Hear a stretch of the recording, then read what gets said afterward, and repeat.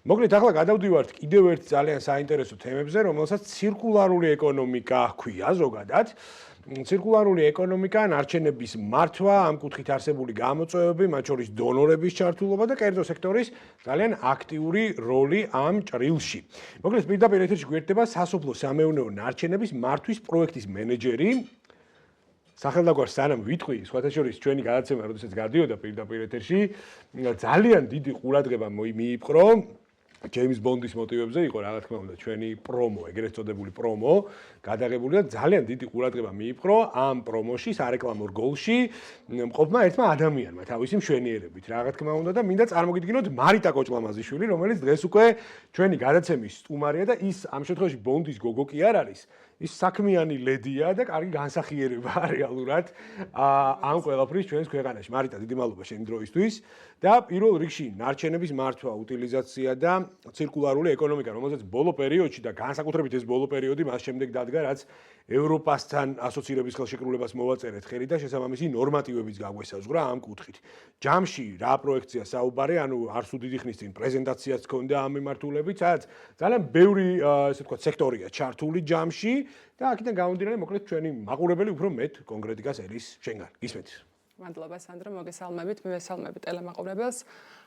სასოფლო-სამეურნეო ნარჩენების მართვის პროექტი, ეს არის USAID-ის სოფლის მეურნეობის პროგრამის მიერ ინიციირებული პროექტი, რომელიც მიზნად ისახავს საქართველოში სოფლის მეურნეობაში და უფრო კონკრეტულად ხილ-ბოსტნეულის სექტორში კვლევის ჩატარებას და იდენტიფიცირებას იმისას, თუ რა სახეობის, რა რაოდენობის ნარჩენები წარმოიქმნება.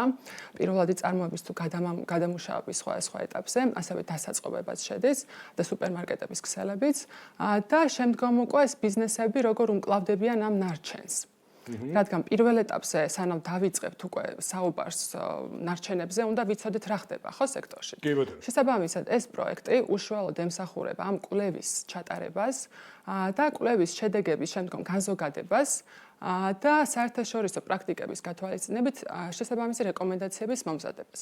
ასევე პროექტის ფარგლებში ჩვენ გვაქვს ესეთი დავალება, რომ უნდა მოვამზადოთ ერთ-ერთი კომპანიისთვის, რომელიც უკვე შევარჩიეთ USAID-თან ერთად, უნდა მომზადდეს ნარჩენების მართვის გეგმა.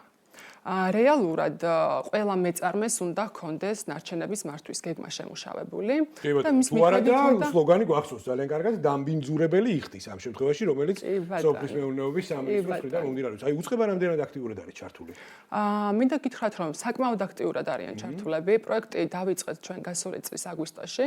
ერთწლიანი პროექტი არის, უკვე შესაბამისად მალე ვასრულებთ და პრეზენტაციიდანვე აქტიურად იყვნენ ჩართულები წარმომადგენლები, როგორც სოფლის მეურნეობის სამინისტრო, ასევე პარლამენტთან შესაბამისი კომიტეტის წარმომადგენლები, სურსეთის უნებლობის სააგენტო. კი ბატონო და ძალიან დიდი დაინტერესება, ეხლაც შუალედური შეჯამებასავით ქონდა ამ პროექტის განხილვა იმ შედეგების, რაზეც უკვე გავედით და მოვისმინეთ მათი შეფასებები, რომ გავითვალისწინოთ და უფრო სრულყოფილი დოკუმენტი წარმოუდგინოთ USAID-ს საბოლოო ჯამში და ძალიან დიდი ჩართულობა იყო ყველა ეტაპზე, სადაც თქვა დაგვჭირდა ჩვენ დაგვჭირდა ზოგადი ინფორმაციების სტატისტიკები, რადგან ჩვენ გამოვკითხეთ 100 ბენეფიციარი, რა თქმა უნდა ულიმიტოდ ახლა ყველას ვერ გამოვკითხავდით და ამიტომ შევარჩიეთ 100 ბენეფიციარი, რომელიც გამოვკითხეთ პროექტის ფარგლებში და შემდგომ უკვე ინფორმაციის განზოგადების მიზნით გამოვითხოვეთ ეს ზოგადი ინფორმაციები და სოფლის განვითარების სააგენტომ და სოფლის მეურნეობის სამინისტრომ ძალიან დეტალური სტატისტიკები მოგვაწოდეს, რაც ძალიან დაგვეხმარა იმაში, რომ უკვე ვთქვათ, რომ ჩვენ არა მხოლოდ 100 ბენეფიციარზე ვსაუბრობთ, არამედ მთელ საქართველოზე ვსაუბრობთ. კი, ნუ ეკოსისტემა გაცილებით დიდია. კი, ბატონო, და უკვე შეგვიძლია ვთქვათ, რა სიტუაცია პირველად წარმოებაში, გადამუშავებაში, დასაწყობებაში, როგორც მშრალ საწყობებში, ასევე სამაცივრო მეურნეობებში და ნუ სუპერმარკეტების ქსელებში. ამოვიღეთ უკვე ყველანაირი ინფორმაცია, შემდგომ უკვე ეს ინფორმაცია დავამუშავეთ და ჩვენ პროექტში ჩართული ყავს ბრიტანელი ექსპერტები. მინდა ვახსენო ის მომენტიც, რომ საქართველოში სასოფლო-სამეურნეო ნარჩენების მართვის მხრივ ცოტა ექსპერტიზა გვიჭირს. ანუ ძალიან ცოტა ადამიანია, ვინც ამ საკითხში ერკვევა. შესაბამისად, პროექტის განხორციელება რომ დავიწყეთ, მოვიწვიეთ ჩვენ ბრიტანელი ექსპერტები და მათი ჩართულობით მოხდა თუნდაც ის პირველი ეტაპი, რაც იყო კითხვარის მომზადება. შემდგომ უკვე იმ 100 ბენეფიციარის შერჩევა, ვინც უნდა გამოკითხული იყო. შემდგომ ამ მონაცემების დამუშავება, feasibility studies, რასაც ვეძახით. და მათი ჩართულობით მოხდა მოკლედ ამ ყველა ეტაპის გავლა და ჩვენ დღეს უკვე შეგვიძლია ვთქვათ, რომ ის რეკომენდაციები, რაც მათ მოგვიმზადეს, არის საერთაშორისო სტანდარტების, მაგრამ ჩვენ თავიდანვე გვქონდა თხოვნა, რომ მაინც საქართველოს ფაქტორი გათვალისწინებული ყოფილიყო, რადგან ახლა ბრიტანული რეკომენდაციები შეიძლება ცოტა ისეთი დონის ყოფილიყო, რომ ჩვენთან ფერმერებს არ ქონოდათ იმის საშუალება, რომ რეალურად განეხორციელებინათ. შესაბამისად ეს ადაპტაციაც მოვახდინეთ და ისეთი რეკომენდაციები შემოგთავაზეს, რომელიც ფერმერებს უკვე შეუძლიათ, რომ თავის პირობებში ეს კომპოსტი იქნება თუ სხვა მიმართულებები, სადაც შეუძლიათ ეს ნარჩენები გაუშვან, უკვე ეს რეკომენდაციები გაითვალისწინეთ. კი, აი შესაძლოა თქვენ ფერმერები ახსენეთ რეალურად და აი ინფორმირების კოეფიციენტი როგორია ჯამში, გასაგებია ჩართულობა, გასაგებია სოფლის მეურნეობის სამინისტროს USAID-ის ჩართულობა, რომელზეც განყენებულად კითხავ რა თქმა უნდა, მაგრამ აი ინფორმირება, რომელიც როგორც წესი ართულებს ხოლმე ცალკეული პროცესების განვითარებას, იმიტომ რომ ბენეფიციარები განსაკუთრებით რეგიონებში არ არიან მაინც და მაინც ინფორმირებულნი და ეს ცალკეული უწყებების ბრალია საბოლოო ჯამში, ეს მათი ბრალი ნამდვილად არ არის. ანუ აი ჯამში სექტორები და თვითონ ეკოსისტემა რამდენად კარგად მოყვებათ და მათ შორის რეკომენდაციების ველი, რასაც თუნდაც ბრიტანელი ექსპერტები აჟღერებენ, ანუ რამდენად კარგად იღებს ამ ყველაფერს სასოფლო სამეურნეო სექტორი. მინდა გითხრათ, რომ ჩვენ და გასაკვირად ძალიან დიდი დაინტერესება გამოიწვია ამ პროექტმა. თავიდან გეტყვით, რომ კითხვარი, რომელიც მოვამზადეთ, 7 გვერდიანი კითხვარია და ძალიან ღრმად შედის ამ ნარჩენების საკითხში. შესაბამისად, ცოტა ისეთი მოლოდინი გქონდა, რომ ეხლა როგორ უნდა შევავსებინოთ ამ ხელა კითხვარი, მაგრამ როგორც კი დავიწყეთ გაჟღერება, რომ ეს პროექტი ხორციელდება და ვთხოვეთ ბენეფიციარებს, რომ ჩართული იყვნენ პროექტში, ძალიან დიდი დაინტერესება გამოიწვია, იმიტომ რომ რეალურად წარმოექმნებათ ეს ნარჩენი, ანუ ჩვენ ორ ნაწილად გავყავით ნარჩენები, ორგანული და არაორგანული ნარჩენები. არაორგანული უფრო პირველად წარმოებაში გვხდება და გადამუშავებაში უფრო მეტი წილი ორგანული, თუმცა ბალანსი მათ შორის მაინც არის. და აწუხებთ ეს საკითხი, ნამდვილად აწუხებთ, იმიტომ რომ ნარჩენი გიგროვდება და შემდგომ უკვე იძულებული ხარ ან გადაყარო, ან ნაწილს უკანში აქვს თქვა თავის ნაკვეთში და იქ უკვე სასუქად იყენებს, ზოგი წვავს, ზოგი საქონელს აჭმევს, ყოველ შემთხვევაში ნარჩენი არსებობს, რომელზეც არ აქვთ ინფორმაცია, რა შეიძლება უქნან. ეს მესაუბარი მაქვს მცირე და საშუალო საწარმოებზე, ჩვენ მაინც აქცენტი SME სექტორზე გავაკეთეთ, თუმცა დიდი საწარმოებიც გამოვიკითხეთ.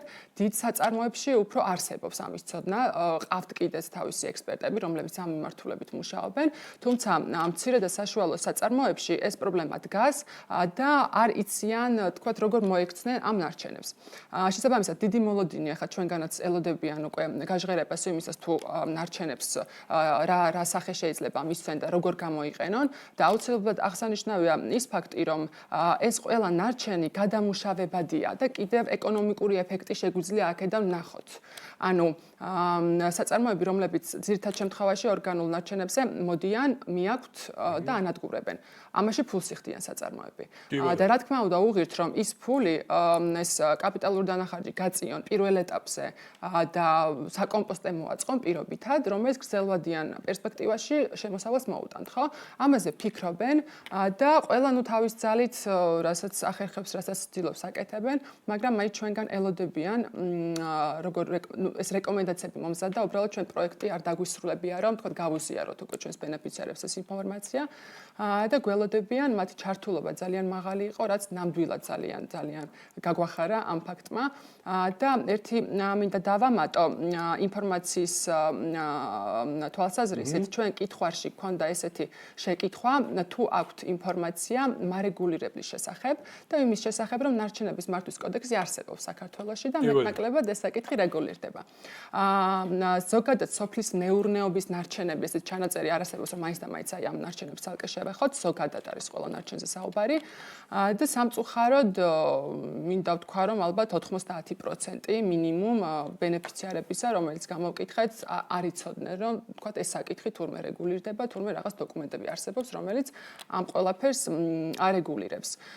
შესაბამისად, ალბათ უფრო სასურველი იქნებოდა ცნობადობის ამაღლების მხრივ მუშაობა და კიდევ ერთხელ ხაზს გაუსვა უფრო მცირე და საშუალო მეწარმეებს, რადგან ახლა ჩვენ ჩართული ყავდნენ თქვათ გურიელი, ჰერბია, პლანტა, ანუ მსგავსი მასშტაბის საწარმოები, თუმცა მცირე დოზით და მათ როგორც აღნიშნე ყავთ კი ბატონო. სპეციალისტი. მაგრამ რეალურად პრობლემა ისე და ისე მცირე და საშუალო ბიზნესის. თან აუცილებლად უნდა ისიც აღნიშნოთ, რომ დოვლათის უმეტეს ნაწილს ხომ მცირე და საშუალო მეწარმეები ქმნიან და მათი ინფორმირებულება არის პირველ რიგში აბსოლუტურად გეთანხმები და ბოლოს მე მინდა უკვე USAID-ის ჩართულობაზე გითხო, იმიტომ რომ USAID-ის ჩართულობა, ზოგადად ჩვენი ქვეყნის ინსტიტუციონალური განვითარების კუთხით არის შეუფასებელი, როგორც ფინანსური, ასევე იდეური კონტრიბუციის კუთხით. აქედან გამომდინარე, ფსონი, რასაც USAID აკეთებს, თუნდაც იგივე ნარჩენების მართვის კუთხით, რა არის აი ამის შესახებ გვიამბე.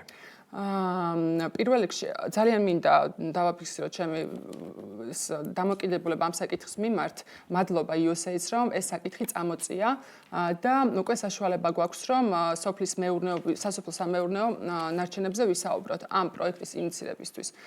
მადლობა USAID-ს. ეს როგორც მე მაქვს ინფორმაცია, USAID საკმაოდ დიდი ხანია უკვე ამ მიმართულებით ფიქრობს და აპირებდა მსგავსი პროექტის ინიცირებას. ალბათ ეს ყველაფერი შემდგომ უნდა მოყვეს რაღაც განვითარება, ხო? ეხლა ყველას მოლოდინი გვაქვს, რომ ეს დოკუმენტი არ იქნება იმისთვის, რომ ეს ამხელა კვლევა და რეკომენდაციები და ნარჩენების მართვის გეგმა იმისთვის არ იქნება, რომ სადმე თაროზე შემოიდოს და უბრალოდ ნახოთ, თქვათ რა ხდება, ხო? ამას რაღაც კონკრეტული გაგრძელება ნაბიჯები უნდა მოყვეს. მით უმეტეს USAID-ის ბენეფიციარი კომპანიების უმეტესი ნაწილი არიან ექსპორტზე ორიენტირებული კომპანიები. შესაბამისად, როდესაც საექსპორტო პროდუქტს ქმნი, უკვე ეს ნარჩენების მართვაც მნიშვნელოვანია და უკვე ზედაპლანზე ამოდის. შესაბამისად, პირველ რიგში მოლოდინი, რაც USAID-ს აქვს, რომ უნდა დავინახოთ რა ხდება სექტორში, რა მონაცემები გვაქვს, რიცხობრივად შევხედოთ, დავინახოთ ის რეკომენდაციები და შემდგომ უკვე ახლა მე ნამდვილად USAID-ის მაგივრად ვერ ვისაუბრებ, თქვა შემდგომში როგორ გააგრძელებენ ამ პროექტს, მაგრამ რა თქმა უნდა, უბრალოდ დოკუმენტისთვის არ იქნება და გაგრძელება მოყვება მით უმეტეს ასოცირების ხელშეკრულებაშიც ნარჩენების მართვის საკითხი საკმაოდ არის ნახსენები და ადრე თუ გვიან მოგვიწევს ამ საკითხის რეგულირება და კონტროლი. შესაბამისად, მიხარია რომ ეს პირველი ნაბიჯები გადაიდგა ამ მიმართულებით და მიხარია რომ ამ პროექტში ვიყავი მეც ჩართული. მე ისგა დამჩენია გისურვო წარმატებები. ნუ ახლა მომავალში უკვე ჩვენ USAID-ისთან ერთად ვისაუბროთ ამ პროექტზე. მე იმედი მაქვს არა დარწმუნებული ვარ რომ ჩვენი გადაცემის სტუმარი კიდევ არაერთხელ იქნები. მარიდა კოჭლამაზიშვილი პასუხობდა გადაცემა ტელეკაპიტალის კითხვებს და